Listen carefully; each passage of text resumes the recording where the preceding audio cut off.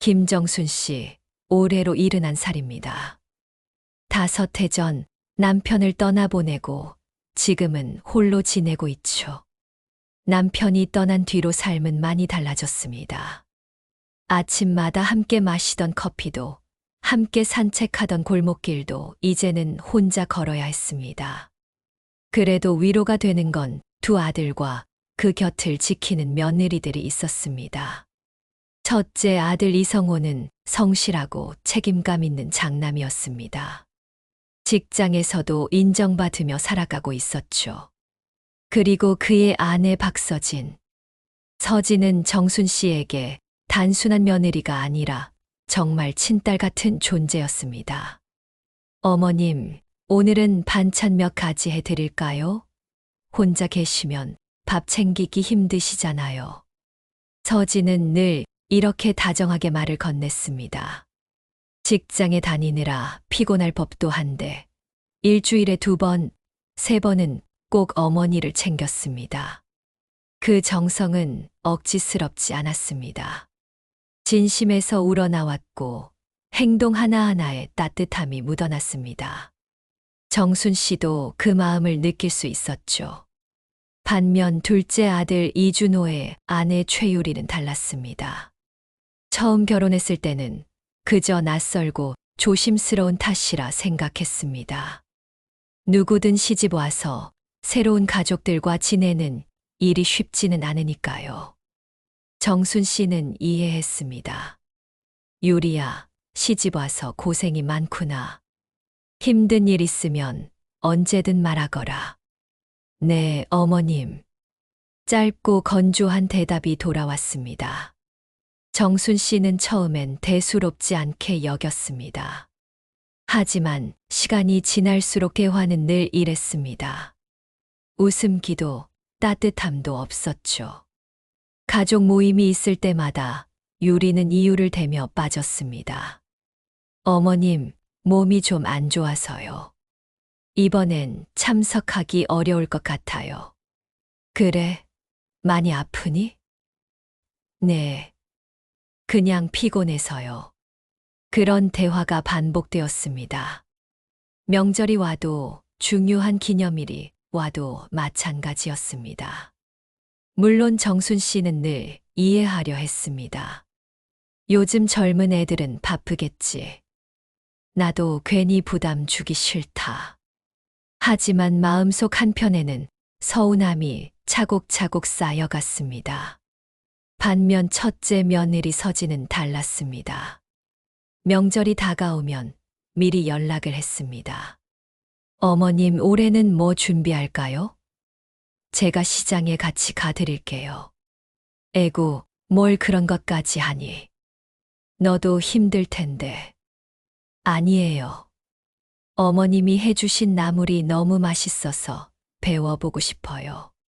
정순 씨는 서진과 함께 시장을 보며 마음이 든든해졌습니다. 함께 장을 보며 웃고 음식을 준비하며 담소를 나누는 그 시간이 행복이었죠. 하지만 둘째 며느리 유리와는 갈수록 거리가 멀어졌습니다. 명절에도 얼굴을 보기 힘들었고 가족 행사에도 참여하지 않았습니다. 정순 씨는 애써 이해하려 했지만 속마음은 점점 무거워졌습니다. 결정적인 사건은 칠순을 맞이하던 해에 일어났습니다. 첫째 아들 성호가 말했죠. 엄마, 칠순은 좀 제대로 해드리고 싶어요. 작은 호텔이라도 빌려서 가족끼리 모이면 어떨까요? 됐다. 늙은 게 뭐 자랑이라고. 괜히 돈만 들지 말고 그냥 집에서 간단히 하자. 아니에요. 엄마 칠순인데 그렇게는 못해요. 서진이도 적극적으로 하자고 했어요. 정순 씨는 고개를 저었지만 마음 한켠이 따뜻해졌습니다. 그런데 며칠 후 둘째 아들 준호와 며느리 유리가 찾아왔습니다. 그리고 유리는 굳은 표정으로 말했습니다. 어머님, 그날은 제가 시간이 안 될 것 같아요. 죄송하지만 다음에 찾아뵐게요. 하루만 시간을 내주면 안 되겠니? 내 칠순인데 가족끼리 함께하면 좋잖아. 그러자 유리는 잠시 침묵하더니 단호하게 말했습니다. 솔직히 말씀드릴게요. 어머님 칠순, 제가 왜 챙겨야 하죠? 저는 그냥 남이잖아요. 그 순간 정순 씨의 가슴은 얼어붙었습니다. 남이라는 단어가 머리를 울리듯 쿵 하고 내려앉았습니다. 손주를 돌봐주고 용돈도 챙겨주고 결혼 초기 몇 달 동안은 집안일까지 도와주었던 기억이 주마등처럼 스쳤습니다. 그런데 그것이 유리에게는 모두 남이 해준 일이었던 걸까요? 정순 씨는 차가운 웃음을 지으며 대답했습니다. 그래, 알겠다. 내가 그렇게 생각한다면 앞으로는 정말 남처럼 지내자. 그 후 칠순 잔치 날 첫째 가족만 모여 축하했습니다. 손주들이 웃으며 축하 노래를 불러주었고 서진은 정순 씨의 손을 꼭 잡아주었습니다. 하지만 둘째 며느리 유리는 끝내 나타나지 않았습니다. 그날 이후 정순 씨의 마음속에서 기대라는 단어는 사라졌습니다. 아니, 스스로 접어버렸습니다. 며느리라 생각했기에 서운했었고, 가족이라 여겼기에 기대했었죠. 그러나 스스로 남이라 했으니 더는 억지로 붙잡을 이유가 없었습니다. 며칠 후 첫째 며느리 서진이 칠순 잔치 사진을 들고 찾아왔습니다. 어머님, 사진 인화해 왔어요. 정말 잘 나왔죠? 고맙다, 서진아. 그런데 동서가 안 온 것 때문에 마음 상하셨죠? 정순 씨는 서진의 눈을 바라보았습니다. 그 눈빛 속에는 진심 어린 걱정이 담겨 있었습니다. 아니다. 괜찮다. 어머님은 항상 괜찮다 하시지만 속상하신 거 제가 다 알아요. 정순 씨는 순간 눈가가 뜨거워졌습니다. 서진아, 내가 있어서 내가 산다. 그날 이후 정순 씨는 결심했습니다. 둘째 며느리 유리가 원하던 대로 정말 남처럼 대하기로. 그리고 그 선택은 앞으로의 가족 관계를 완전히 바꾸어 놓을 서막이 되었습니다.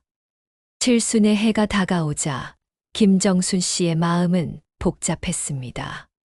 평생을 살아오며 생일을 크게 치른 적도 없었고 남편이 살아있을 때도 두 사람은 조용히 밥상을 차려놓고 웃으며 시간을 보냈을 뿐이었습니다. 그런데 이제는 혼자가 되었고 홀로 맞이하는 칠순이었죠. 굳이 이런 걸 해야 하나 하는 생각이 먼저 들었습니다. 하지만 장남 이성호는 달랐습니다. 엄마, 칠순은 꼭 챙겨야 해요. 그냥 넘어가면 안 되죠. 우리 가족한테 중요한 날이에요. 정순 씨는 고개를 저었습니다. 됐다. 늙은 게 뭐 자랑이라고 괜히 돈만 쓰고 힘들게 하니? 그냥 조용히 넘어가자. 엄마, 서진이도 그러는데요. 호텔에서 조그맣게라도 하면 어때요? 손주들 사진도 찍어드리고 좋은 추억 남기면 좋잖아요. 그 옆에서 첫째 며느리 박서진이 환하게 웃으며 거들었습니다. 어머님, 이번엔 꼭 예쁘게 해드리고 싶어요. 평생 한 번뿐인 칠순인데요. 저도 준비 도와드릴게요. 꼭 같이 해요. 정순 씨는 마음 한켠이 따뜻해졌습니다. 아들 부부가 자신을 생각해주는 마음이 고스란히 느껴졌기 때문이었습니다. 그러나 동시에 괜히 둘째 유리 눈치가 보이겠구나 하는 걱정도 스쳤습니다. 며칠 뒤 둘째 아들 이준호가 아내 최유리와 함께 집을 찾았습니다. 들어서는 순간부터 유리의 표정은 좋지 않았습니다. 차를 내주며 이야기를 나누던 중 정순 씨가 조심스럽게 말을 꺼냈습니다. 준호야, 유리야. 이번에 내 칠순인데 성호네가 작게 잔치를 하자고 하더구나.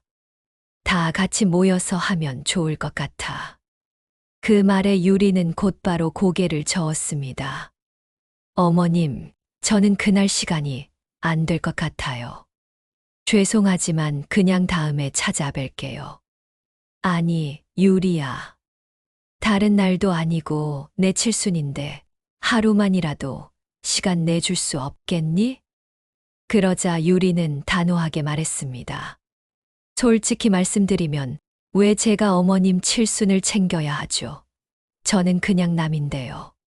그 말은 칼날처럼 정순 씨의 가슴을 파고들었습니다. 눈앞이 아득해졌습니다. 남이라니 내가 남이라고 생각한다는 거냐? 네. 저도 제 인생이 있어요. 시댁 행사까지 신경 쓸 여유 없어요. 솔직히 부담스러워요. 그냥 남처럼 지내고 싶어요. 어머님도 이해해 주세요. 순간 정순 씨는 아무 말도 할 수 없었습니다. 수십 년을 살아오며 이런 말을 들어본 적이 없었습니다. 손주 태어났을 때 며칠이고 집안일을 도와주었던 기억, 용돈을 쥐어주며 웃어주었던 순간들, 모두가 하룻밤 사이에 부정당하는 기분이었습니다. 하지만 정순 씨는 침착하게 웃으며 대답했습니다. 그래, 알겠다. 내가 남이라 했으니 앞으로는 정말 남처럼 지내자. 그렇게 정해진 칠순 잔치 날이 다가왔습니다. 작은 호텔 연회장이었지만 분위기는 따뜻했습니다. 손주들이 꽃다발을 들고 뛰어와 할머니, 칠순 축하해요. 라고 외쳤습니다. 사진사도 불러 가족 사진을 찍었고 첫째 며느리 서진은 구석구석 챙기며 잔치가 잘 진행되도록 도왔습니다. 하지만 빈자리가 너무나 뚜렷했습니다. 둘째 아들과 며느리의 자리였습니다. 아들 준호는 혼자서 참석했지만 유리의 모습은 보이지 않았습니다. 그는 어머니 앞에 어색한 미소를 지으며 말했습니다. 엄마, 유리가 몸이 안 좋다고 해서요. 오늘은 못 왔습니다. 정순 씨는 그저 고개를 끄덕였습니다. 잔치가 끝난 후 첫째 며느리 서진이 조심스럽게 물었습니다. 어머님, 동서 안 온 것 때문에 마음 많이 상하셨죠? 정순 씨는 애써 웃으며 대답했습니다. 아니다. 괜찮다. 이제 그런 일에 마음 쓰지 않는다. 어머님은 늘 괜찮다고 하시지만 저는 알아요. 속상하신 거. 서진아, 내가 있어서 내가 산다. 고맙다. 그 순간 정순 씨는 확신했습니다. 둘째 며느리와는 더 이상 같은 기대를 가질 필요가 없다는 것을요. 칠순 잔치 이후 관계의 균열은 더욱 명확해졌습니다. 며칠 뒤 유리가 전화를 걸어왔습니다. 어머님, 예준이가 감기에 걸려서 어린이집을 못 가는데요. 혹시 오늘 하루만 봐주실 수 있으세요? 정순 씨는 잠시 침묵하다 대답했습니다. 아이고, 미안하다. 나도 오늘 병원에 가야 해서 힘들겠다. 아, 네, 알겠습니다. 며칠 뒤에도 같은 일이 반복되었습니다. 어머님, 제가 갑자기 야근이 생겨서요. 아이 픽업 좀 부탁드려도 될까요? 오늘은 내가 서진이랑 약속이 있어서 안 되겠다. 미안하다. 몇 번이고 반복되자 유리도 눈치를 채기 시작했습니다. 이상하다. 어머님이 예전 같지 않네. 우리를 피하시는 것 같아. 하지만 정순 씨의 태도는 확고했습니다. 스스로 남이라 했던 며느리의 부탁을 들어줄 이유는 없었습니다. 반면 첫째 며느리 서진에게는 달랐습니다. 서진이 부탁하면 기꺼이 손주를 돌봐주었고 집안일까지 도와주었습니다. 서진은 늘 감사의 말을 전했습니다. 어머님 덕분에 제가 회사 일을 마음 놓고 할 수 있어요. 정말 고맙습니다. 정순 씨는 흐뭇하게 웃으며 대답했습니다. 고맙긴 뭘. 가족인데 당연하지. 이런 차이는 시간이 지날수록 더 크게 드러났습니다. 어느 날 서진이 조심스럽게 제안했습니다. 어머님, 저희 이번에 일본 여행 같이 가실래요? 가족끼리 가면 더 좋을 것 같아서요. 정말이냐? 그래, 같이 가면 좋겠다. 여행 계획은 빠르게 진행되었고, 가족 단톡방에는 숙소 사진과 일정이 올라왔습니다. 성호는 들뜬 마음을 감추지 못했고, 손주들도 신나서 떠들었습니다. 그러나 그 단톡방을 함께 보고 있던 준호와 유리는 대화에 끼지 못했습니다. 형님네만 챙기고 우리는 가족이 아닌 거야? 유리는 속으로 분노를 삼켰습니다. 여행을 다녀온 후 첫째 가족과 정순 씨의 관계는 더 돈독해졌습니다. 즐거운 추억이 쌓였고 서로의 마음은 더 가까워졌죠. 반면 둘째 가족과의 거리는 점점 멀어졌습니다. 그리고 마침내 첫째 가족에게 신도시 아파트를 사주게 된 사건이 일어났습니다. 서진이 집값 걱정을 털어놓았을 때 정순 씨는 망설임 없이 말했습니다. 내가 좀 보태줄게. 아니, 그냥 내가 사주마. 너희가 행복하게 사는 게 내 바람이다. 이 소식이 단톡방에 올라오자 유리의 분노는 폭발했습니다. 어머님, 저희는요. 왜 형님네만 집을 사주시는 거예요? 우리도 자식 아닌가요? 정순 씨는 차분히 대답했습니다. 유리야, 남처럼 지내고 싶다고 한 건 내가 먼저 아니었니? 나는 그 말 잊지 않았다. 유리의 얼굴은 붉게 달아올랐습니다.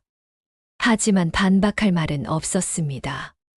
칠순 잔치 이후 김정순 씨의 마음은 더 단단해졌습니다. 남처럼 지내자라는 둘째 며느리 유리의 말은 결코 잊을 수 없었죠.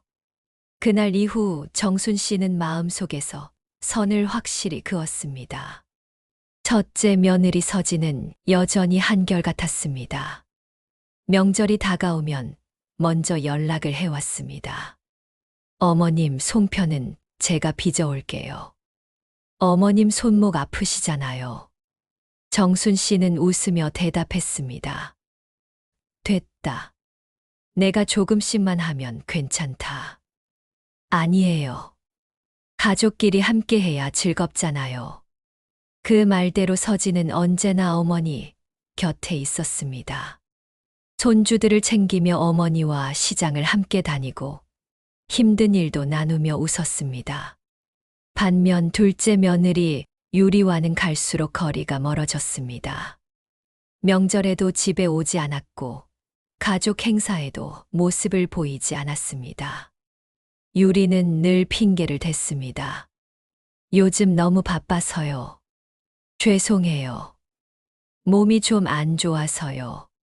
다음에 찾아뵐게요. 정순 씨는 더 이상 실망하지 않았습니다. 기대를 접어버렸으니까요. 내가 남이라 했으니 나도 그냥 남처럼 대해주마. 첫째 아들 성호 부부는 아이들 교육 문제로 고민이 많았습니다. 어머님, 요즘 전세값이 너무 올라서 걱정이에요. 아이들 학교 문제 때문에 이사를 해야 할 것 같아요. 정순 씨는 한참 동안 말없이 아들을 바라봤습니다. 그래, 어디로 갈 생각이니? 신도시 쪽이 좋아 보여요. 교육 환경도 좋고 안전해서요. 그런데 집값이 너무 비싸서 고민이에요. 정순 씨는 잠시 생각하다 결심했습니다.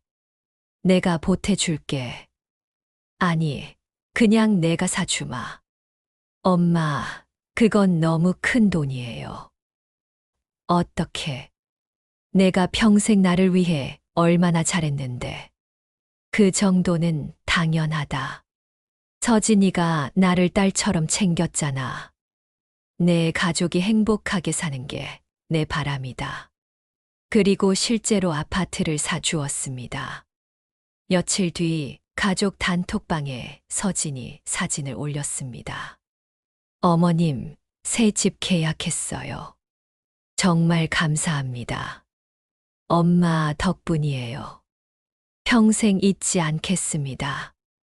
그 대화를 지켜보던 둘째 아들 준호와 며느리 유리는 충격에 빠졌습니다. 준호가 조심스럽게 물었습니다. 엄마, 정말 형한테 집 사주신 거예요? 그래, 사줬다. 짧은 대답이었습니다. 그날 밤 유리는 준호에게 화를 냈습니다. 형님네만 자식이에요. 우리는 뭐예요? 왜 우리는 차별받아야 하죠? 유리야, 어머니께서 그렇게까지 하신 데는 이유가 있으실 거야. 아니에요. 이건 명백한 차별이에요. 유리의 목소리는 격앙돼 있었습니다. 하지만 정순 씨의 마음은 흔들리지 않았습니다. 첫째 아들 부부는 새 집으로 이사하며 집들이를 준비했습니다. 어머님, 다음 주말에 집들이 할게요. 꼭 오셔야 해요. 그래, 그럼 가지. 가족 단톡방에도 집들이 소식이 올라왔습니다. 성호는 어머니가 사주신 집에서 하는 첫 집들이라며 감격해 했습니다. 서진도 어머니와 함께 할 수 있어 더 의미 있다고 말했죠. 그 대화를 본 둘째 부부는 기다렸습니다. 혹시나 자신들도 초대받을까 하고요. 하지만 아무도 그들을 언급하지 않았습니다. 결국 준호가 조심스럽게 물었습니다. 엄마, 저희도 집들이 가도 돼요? 그러자 정순 씨는 단호하게 말했습니다. 이번엔 가족끼리만 하자. 그 짧은 말은 둘째 부부의 가슴에 큰 상처로 남았습니다. 며칠 후 유리가 정순 씨 집을 찾아왔습니다. 어머님, 안녕하세요. 정순 씨는 어색한 미소를 지으며 맞이했습니다. 웬일이니? 요즘 너무 멀어진 것 같아서 인사드리러 왔어요. 유리는 잠시 머뭇거리다가 본심을 드러냈습니다. 어머님, 그나저나 저희는 집 언제 사주실 거예요?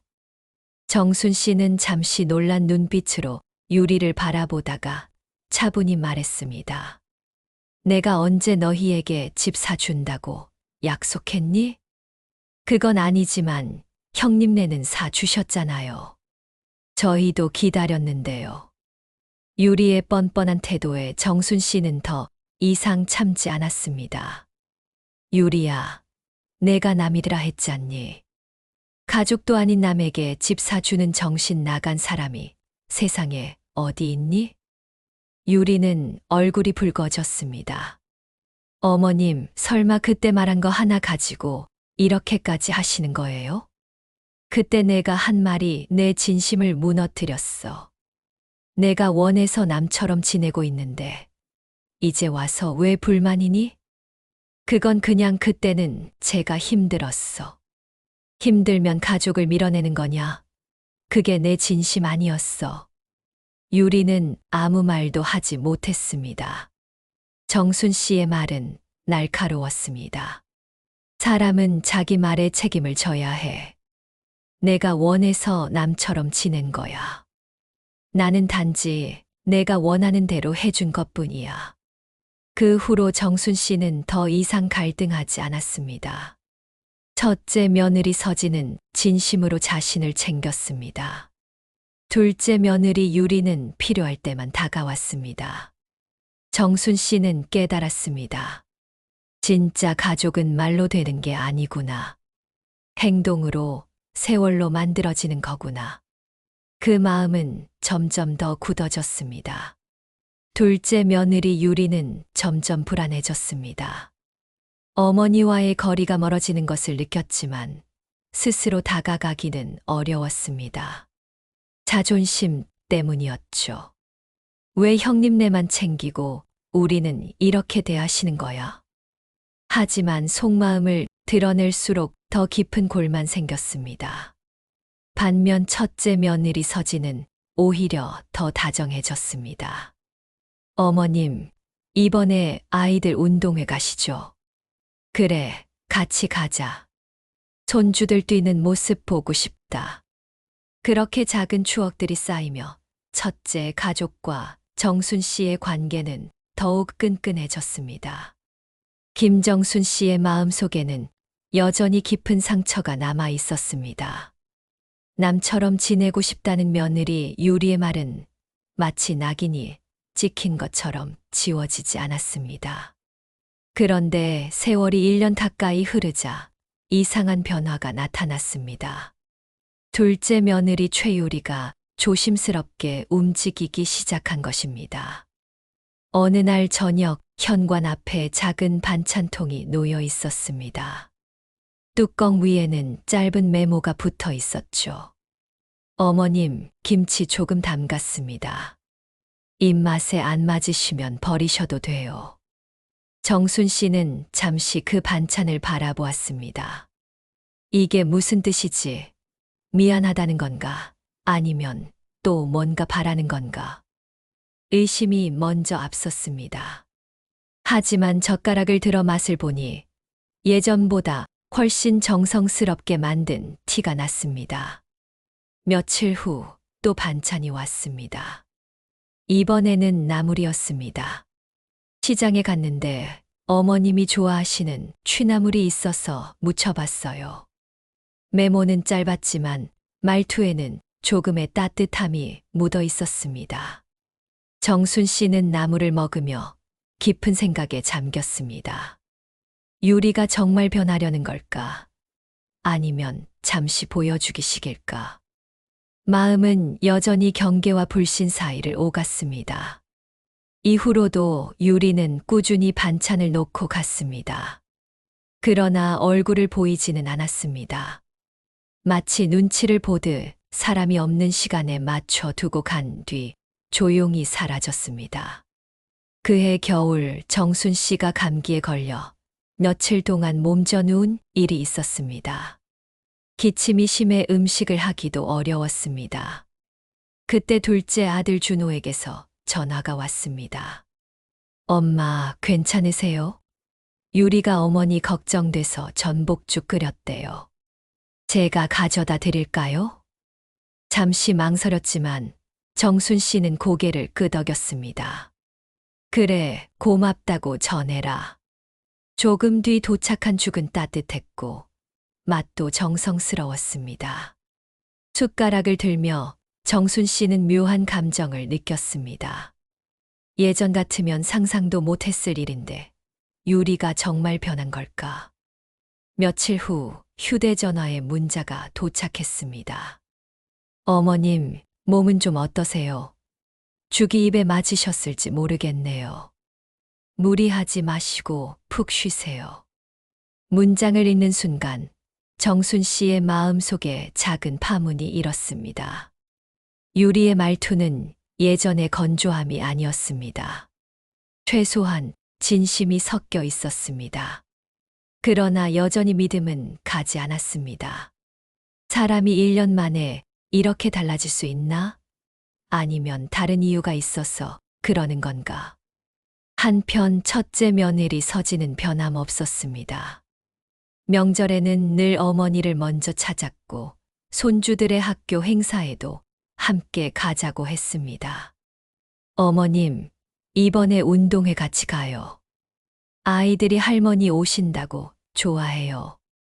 그래, 같이 가자. 그런 서진과 비교하면 유리의 변화는 너무 늦었고 어색해 보였습니다. 정순 씨는 늘 마음속에 의문을 품었습니다. 서진은 처음부터 진심이었어. 그런데 유리는 이제 와서야 이런다니. 그게 과연 진짜일까? 시간은 어느새 1년을 채워가고 있었습니다. 유리는 반찬을 만들며 꾸준히 마음을 보였고 아이 예준이를 핑계 삼아 어머니와 조금씩 대화를 이어갔습니다. 어머님, 예준이가 할머니 보고 싶대요. 그래, 우리 예준이 착하네. 언제 데려오려무나. 짧은 만남이었지만 어색한 대화가 조금씩 부드러워졌습니다. 그러나 정순 씨의 마음은 여전히 복잡했습니다. 1년이란 시간이 사람을 바꿀 수 있을까? 아니면 겉모습만 바꿔놓을 뿐일까? 어느 날 둘째 아들 준호가 찾아와 간절히 말했습니다. 엄마, 유리가 정말 많이 반성했어요. 지난 1년 동안 후회도 많이 하고 어떻게 사과해야 할지 고민도 많이 했대요. 그래, 내가 보기에도 달라졌니? 네, 확실히 전과는 다릅니다. 어머니 얘기도 자주 하고 그때 말을 한 걸 정말 후회한다고 해요. 한 번만 더 기회를 주시면 안 될까요? 정순 씨는 말없이 준호를 바라봤습니다.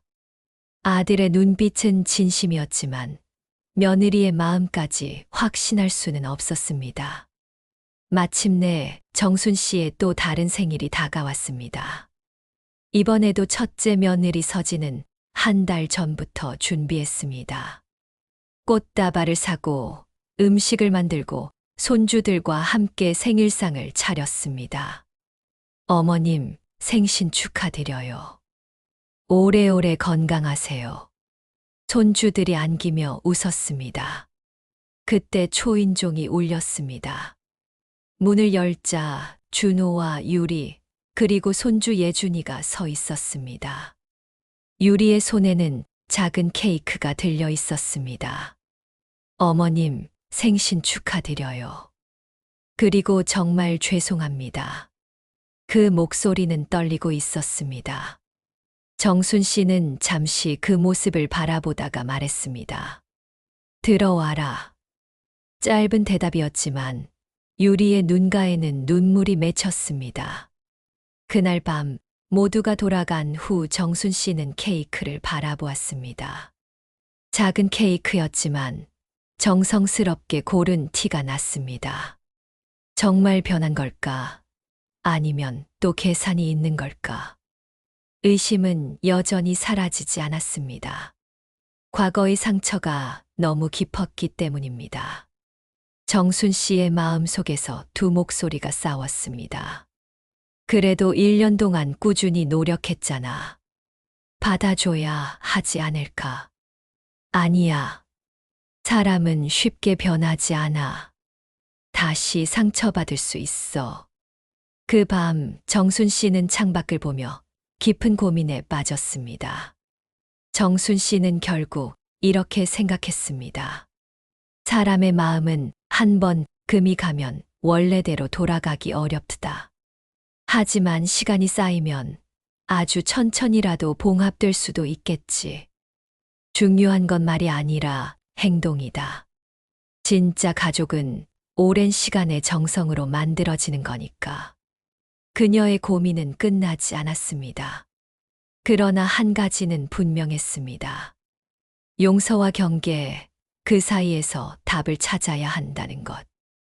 김정순 씨의 생일날, 둘째 며느리 유리가 작은 케이크를 들고 찾아왔던 장면은 오래도록 기억에 남았습니다.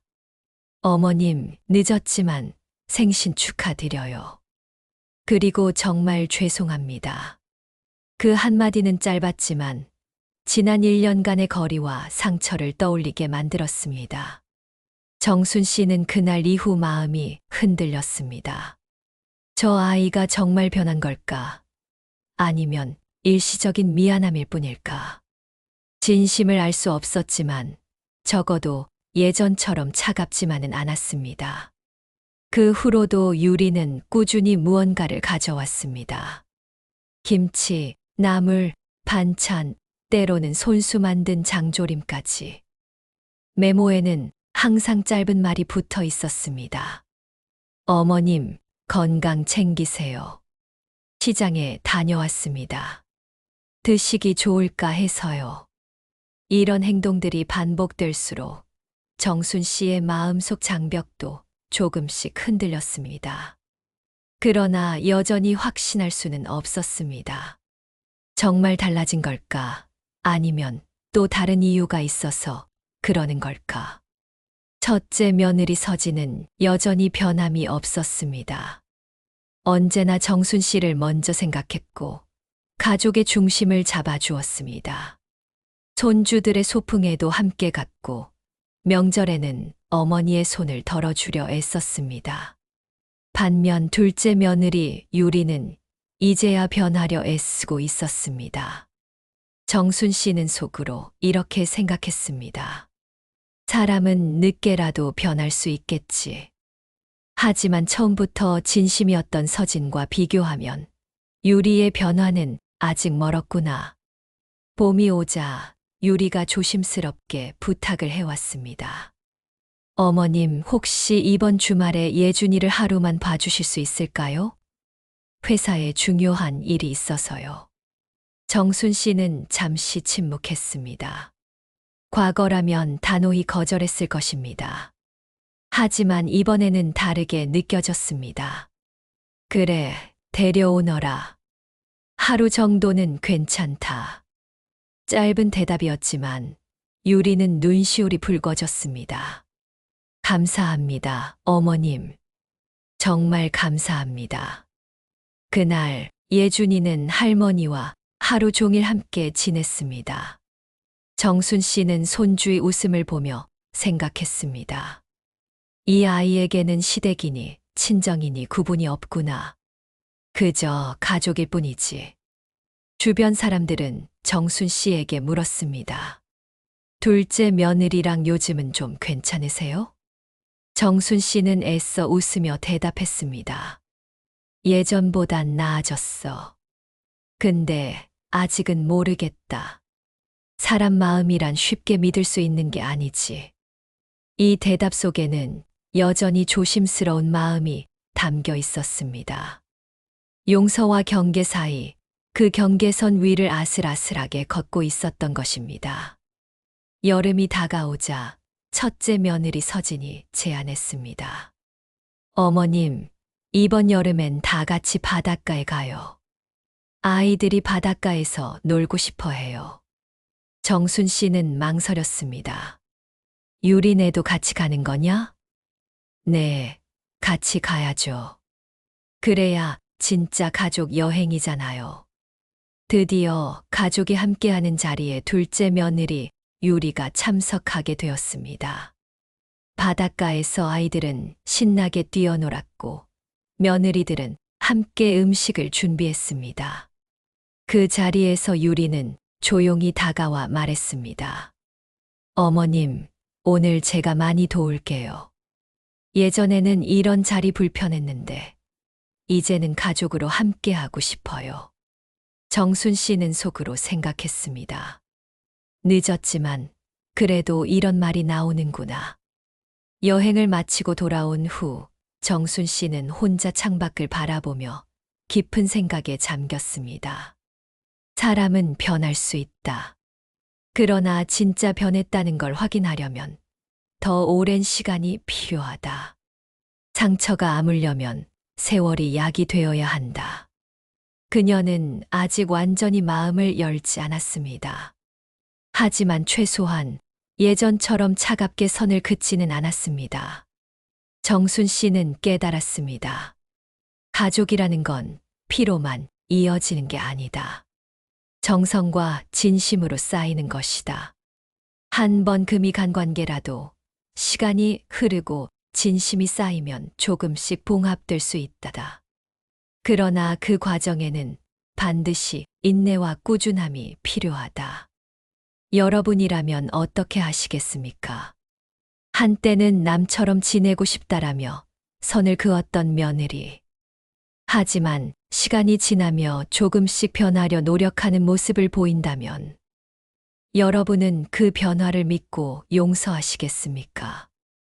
아니면 한 번 금이 간 관계는 결코 회복될 수 없다고 생각하시겠습니까? 인생에는 수많은 갈등과 화해의 순간이 있습니다. 상처받은 마음을 다시 열기까지는 오랜 시간이 필요하지요. 이 이야기가 여러분의 삶에도 작은 울림이 되었으면 합니다. 시청해 주신 여러분, 진심으로 감사드립니다. 여러분의 경험과 생각을 댓글로 남겨주세요. 그리고 잊지 마시고 구독과 좋아요는 저희에게 큰 힘이 됩니다.